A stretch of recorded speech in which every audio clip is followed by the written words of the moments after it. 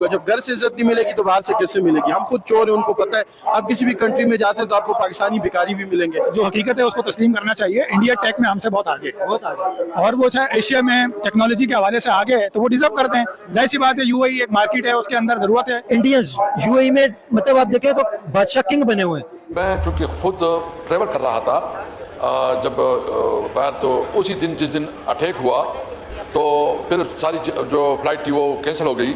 हमारे पाकिस्तानियों के साथ सलूक अच्छा नहीं हुआ।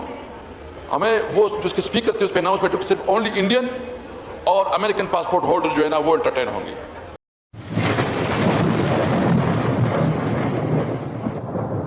पाकिस्तान को फौरन जो रेमिटेंस है उसी के ऊपर पाकिस्तान की इकोनॉमी चल रही है, पाकिस्तान उसी के ऊपर चल रहे हैं ज्यादातर मेजोरिटी में।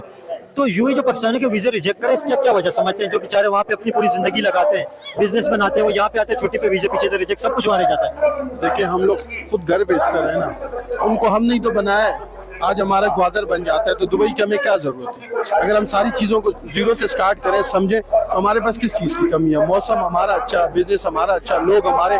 1970 में अगर दुबई को एयरलाइन हमने बना कर दी, ये सारी चीज़ वो पहले शुरू में जब दुबई आजाद हुआ था, ये तो हकीकत है। लेकिन अभी तो वो पाकिस्तानियों को देखते बोलते साइड पे हो जाओ, रिजेक्ट करते, पाकिस्तानियों को कुछ समझते ही नहीं है। बात ये कि अगर हम अगर इन सारी चीज़ों को अगर हम वो देखते हैं, सारी चीज़ों को, हम खुद कहीं ना कहीं चोर हैं। तालीमी निज़ाम बिगड़ा हुआ है, हर चीज़ हमारी बिगड़ी हुई है। अगर हम देखें तो हम खुद घर पे चोर हैं। हम एक दूसरे को कहते हैं, हम बहैसियत कौम, मैं ये समझता हूँ कि हम खुद चोर हैं। मैं क्या हूँ, दूसरा क्या है, तीसरा क्या है। अगर हम दूसरे को चोर कहते हैं तो अपने आप को सही करें, तो मेरे ख्याल से सबसे बेहतर यही है। जो पाकिस्तान की जो इकोनॉमी चलती है वो फॉरेन रेमिटेंस के ऊपर चलती है। आपको पता है दूसरे जो पाकिस्तान का सबसे बड़ा रेमिटेंस आता है वो यूएई से आता है। यूएई हजारों पाकिस्तानियों को डिपोर्ट कर रहे हैं, उनके वीजे रिजेक्ट कर रहे हैं। हजारों पाकिस्तानियों के यूएई ने वीजे रिजेक्ट किए और उनके करोड़ों रुपए के कई करोड़ों रुपए के बिजनेस पड़े हुए हैं यूएई के अंदर। वो बेचारे अभी यहाँ पे आए हुए हैं, सब कुछ उनका वहां पे रह गया।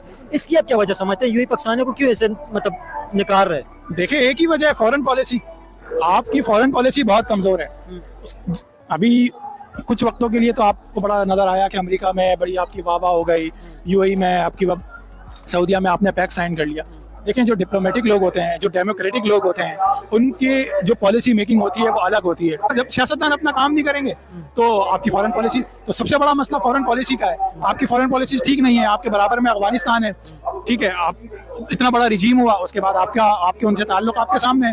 बांग्लादेश के अंदर हसीना वाजिद की गवर्नमेंट के साथ आपके क्या ताल्लुकात थे? अभी उसकी गवर्नमेंट गई है, अभी जो नेक्स्ट गवर्नमेंट आई है उसके साथ आपके क्या ताल्लुक है? भारत, इवन के भारत देखिए जैसा भी आपका दुश्मन है, लेकिन उससे आपने ताल्लुकात तो रखने, पड़ोसी है, उसके साथ आपके क्या ताल्लुकात हैं? कैसे रखना चाहिए?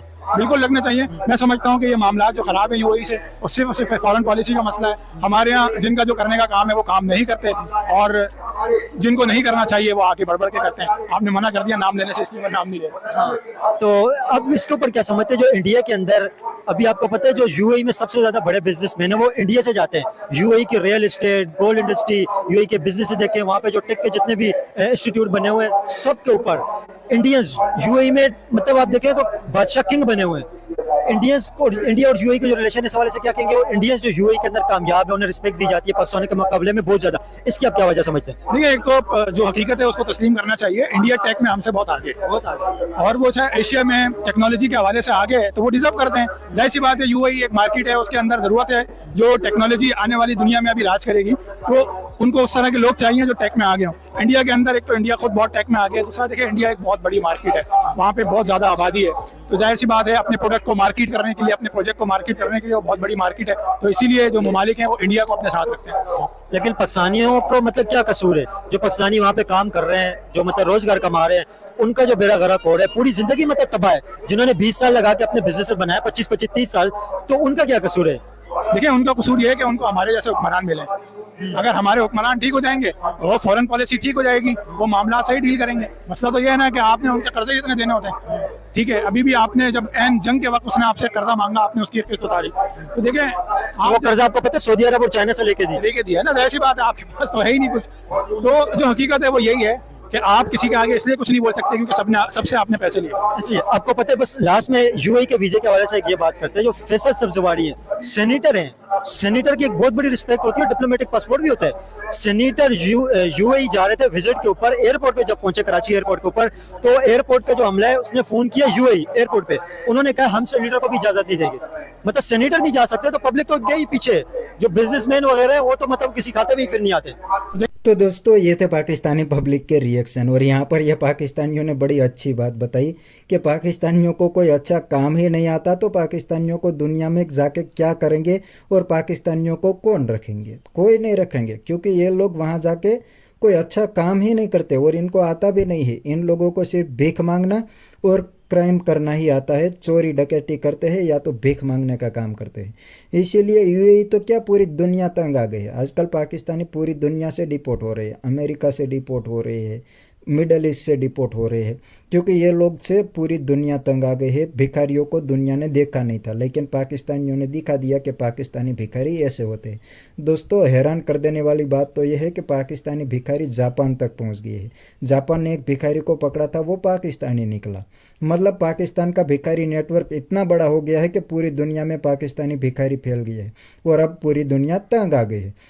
दूसरी साइड यही पाकिस्तानी कहते हैं कि इंडियन को तो कोई डिपोर्ट नहीं करते, क्योंकि इंडियन अपने काम से मतलब रखते हैं, इंडियन एजुकेटेड है और अपने काम से मतलब रखते हैं, उल्टे सीधे काम नहीं करते। इसीलिए इंडियन के लिए वीज़ा खोल देते हैं और दूसरी साइड पाकिस्तानियों को डिपोर्ट कर देते हैं। तो बस दोस्तों आज के वीडियो में इतना ही। अगर आपको ये वीडियो पसंद आई है तो वीडियो को लाइक शेयर कर दीजिए। थैंक यू, मिलते हैं नेक्स्ट वीडियो में।